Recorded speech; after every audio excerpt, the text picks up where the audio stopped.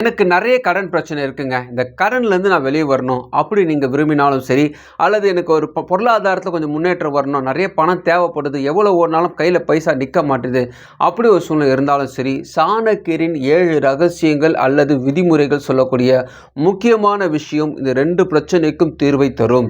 சாணக்கியரின் 7 ரகசியங்களை ஒரு சின்ன குட்டி கதை மூலமாக ஒவ்வொரு வீடியோவில் நான் ஷேர் பண்ணிட்டு வரேன்.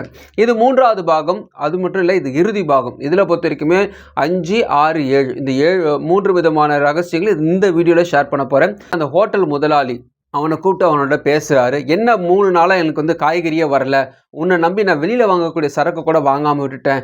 இப்போ பார்த்தீங்கன்னா எனக்கு ஹோட்டல்லே பெரிய 3 நாள் எனக்கு நஷ்டத்தில் இருக்குது, எந்த சாப்பாடு என்னால் செய்ய முடியல. அவனை திட்டுறாரு. உன்னெல்லாம் மற்றவங்களுமே ட்ரீட் பண்ணாமல் உனக்கு ஒரு மரியாதை கொடுத்து செஞ்சேன்ல, எனக்கு தேவைதான்னு அவனை திட்ட ஆரம்பிச்சிட்டாரு. அந்த ஹோட்டலை விட்டு வெளியே தள்ளி விட்டுறாரு. ஆனால் அவன் எதுவுமே பேசல, ரொம்ப அமைதியாக பொறுமையாக இருக்கிறான். மழையில் நனைகிறான். அந்த ஹோட்டல் வெளியிலேயே நின்றுட்டு இருக்கான். மழையில் ரொம்ப நாள் நினைஞ்சிட்டு இருக்கான். அந்த முதலாளிக்கு மனசு கேட்கல.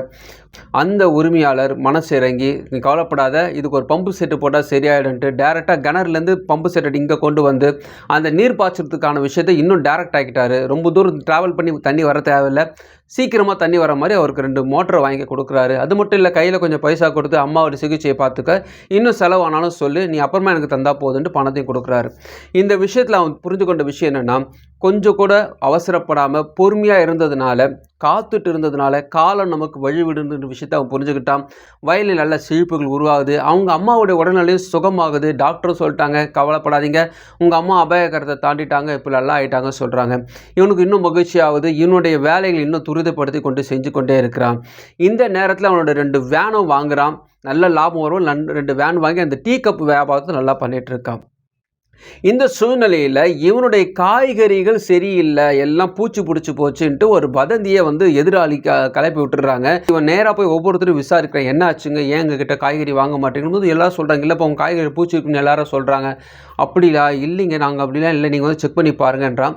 பிரச்சனை பெருசாகிட்டே இருக்குது. 2-3 நாள் ஆனவனே என்ன பண்ணுறான், சரி இது இப்படியே விட்டால் சரியாகாதுன்னு ஊர் பஞ்சாயத்தை கூப்பிட்டு ஊர் மக்களை அனைவரையும் தன்னுடைய தோட்டத்துக்கே வர வச்சு ஊர் பெரியவர்களை கூப்பிட்டு வச்சு, நீங்களே செக் பண்ணி பாருங்கள், என்னுடைய காய்கறி எவ்வளோ நல்லா இருக்குன்னு உங்களுக்கே புரியுன்னு எக்ஸ்பிளைன் பண்ணும்போது மக்களுக்கு ஒரு விஷயத்தை புரியுது. ஓஹோ, இது வதந்தி தான், இவங்க நல்லா தான் வித்துட்ருக்கான்னு மக்களுக்கு ஒரு புரியுது. நம்ம என்ன தான் பண்ணாலும் யாராவது ஒருத்தவங்களும் டிஸ்டர்ப் பண்ணிகிட்டே இருக்கிறாங்களே, தண்ணி வராதபடிக்கு கல்லை போட்டு கால்வாயில் அடைக்கிறாங்க, வதந்தியை கலப்பி விடுறாங்களே. இந்த எதிராளியாக இருக்கக்கூடிய இந்த பணக்கார இளைஞன் ஒருத்தங்கிறான், இவனை என்ன தான் பண்ணுறதுன்னு, இவன் பிரச்சனைக்கு நான் போகிறதே இல்லை, என்னை ரொம்ப தொந்தரவு பண்ணுறான்னு சோர்ந்து உட்காந்துட்டு இருக்கும்போது அந்த சாது மறுபடியும் வராரு. அவனோட பேசுறாரு. மகனே, இப்போ நீ தெரிஞ்சு கொள்ள வேண்டிய முக்கியமான ரகசியம் ஒன்று இருக்கு. இதுதான் 6வது ரகசியம்.